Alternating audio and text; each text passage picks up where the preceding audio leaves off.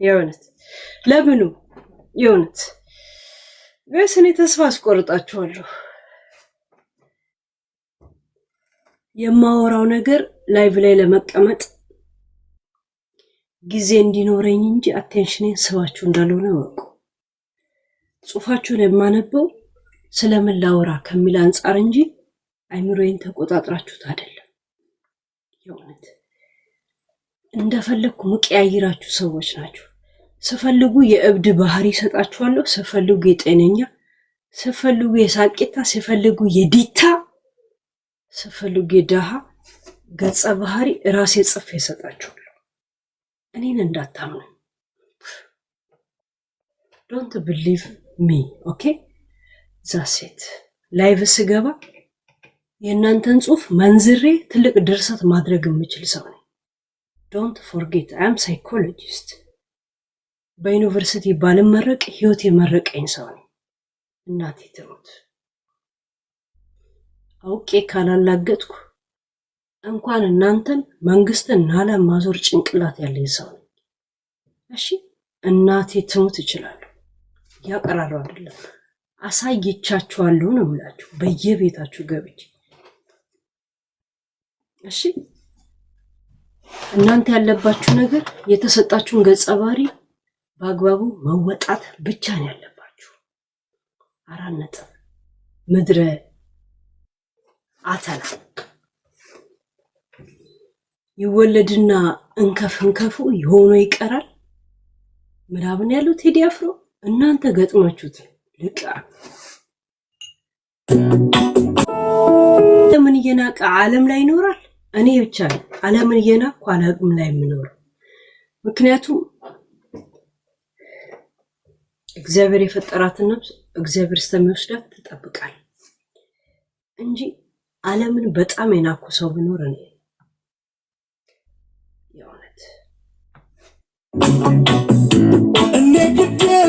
ሚዲያ ላይ ምን እንደተማርኩ ካልታዘባችሁኝ የሆነ ነገር ልንገራችሁ ጋይስ። ካልታዘባችሁ እንደምትታዘቡኝ ያውቃሉ። ሚዲያ ላይ የምትመጡት ለመታዘብ እንጂ ለሌላ እንዳልሆነ ያውቃሉ። ይሄንን ቢያውቁ ግን ልንገራችሁ፣ ለወሬ ማን ብሏችሁ እሺ በሉ እንጂ ሌላ ምን አማራጭ አላችሁ? እሺ ማለት የሰው ጉድ መስማት አንፈልግም ብትሉ ቲክቶክን ክሊክ አድርጋችሁ ሎጊን ባታረጉ ነበር። አይኖት ያላችሁ አማራጭ እሺ ብላችሁ መጻፍ ብቻ ነው። እሺ ምክንያቱም ሎጊን ያደረክ ጊዜ ወሬ ለመስማት ጉድ ለመስማት እንደሆነ ያሳብቅባችሁ። ያንን ከበር አለማድረግ እሺ ብቻ ነው ማለት። ፌክ ናችሁ እንዳትባሉ ያንን አድርጉ።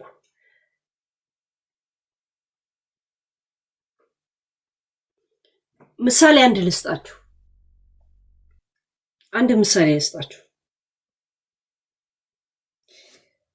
አንድ ጥቁርና አንድ ነጭ በጣም ይቅርታ ወደ ዘር ምናምን እንዳትወስዱት እሺ።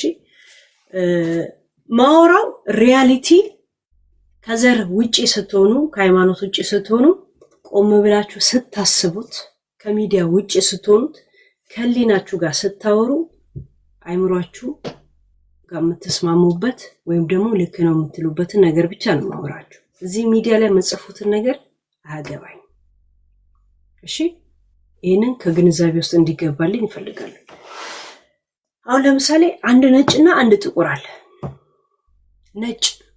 ነጭ በመሆኑ ብቻ ከ10 ጥያቄዎች 5 ቢያመጣ በነጭነቱ ብቻ በ10 ወይ በ8 ማርክ እንደሚያዝለት ታውቃላችኋል። ነጭ መሆኑ ብቻ ለዚህ ዓለም ሲስተም መዘርጋት ዘርጊው ምኑ እሱ ነው ተብሎ ስለሚታመን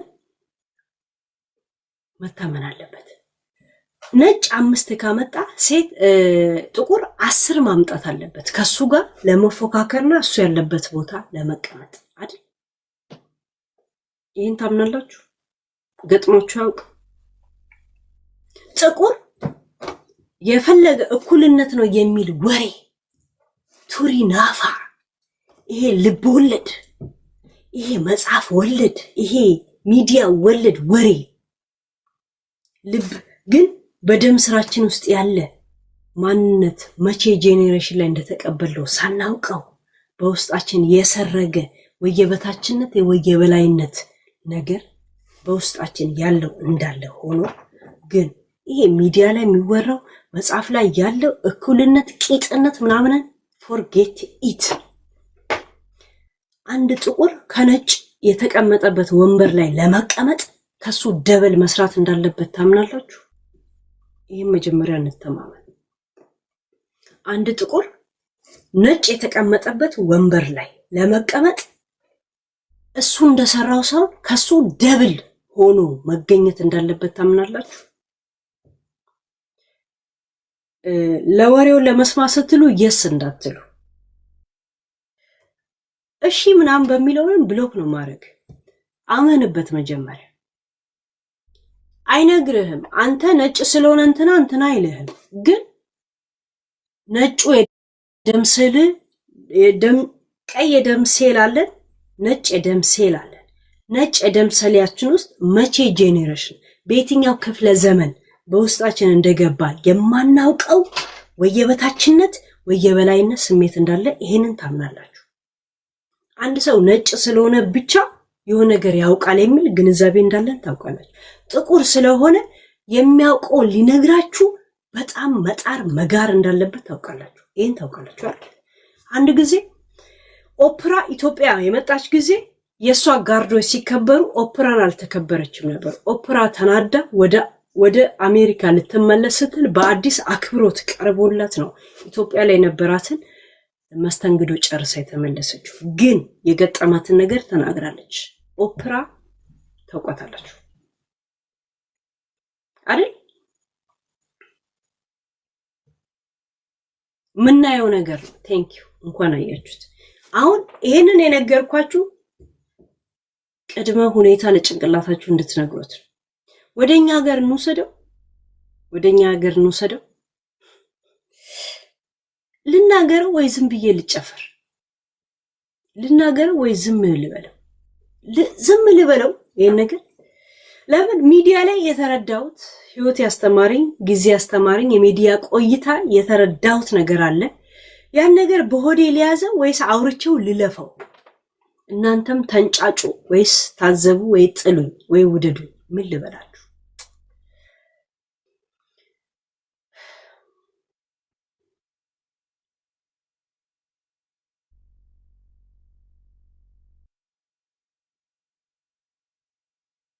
ተይው ሄለን፣ አውጭው አፍርጭው።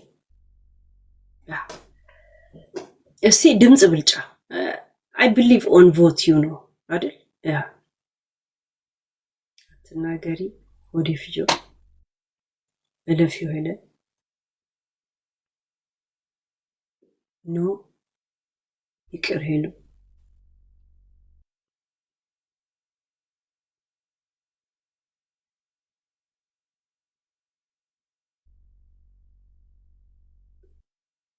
ሞቅ ብሎሽ ነው? በርዶኝ ነው? ብርድ ብሎኝ።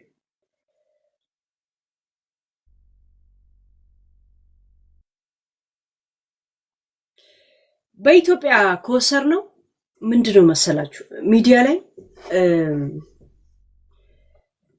የሚመለከታችሁ አካል ከሆነ የማይመለከታችሁም ከሆነ ቆም ብላችሁ የምታስቡትና እኔ ሚዲያ ላይ ሰዎች መልስ እንዲመልሱልኝ ጠይቄም መልስ ጠብቄም እንደማላውቅ ባህሪን ታውቃላችሁ። የምታውቁኝ ናችሁ እንጂ ሌሎቻችሁ ገና የምታውቁኝ ሰዎች አላችሁ። ሰምታችሁኝም በሁለተኛው ቀን ማትረዱኝ ወይ ደግሞ ማይገባችሁ ሰዎች አለ። እንድትረዱኝም አይደለም ማውራው፣ እኔ ማውራት ስላለብኝ ብቻ ነው ማውራው። ይሄን ሰሞን በጣም እርግጠኛ የሆንኩበት ድሮም ይሄ ነገሮች አለኝ፣ ግን እርግጠኛ የሆንኩበት ነገር ምን እንደሆነ ታውቃላችሁ? ላውራው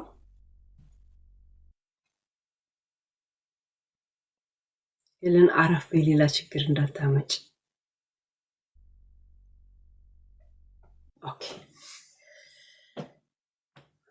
እሺ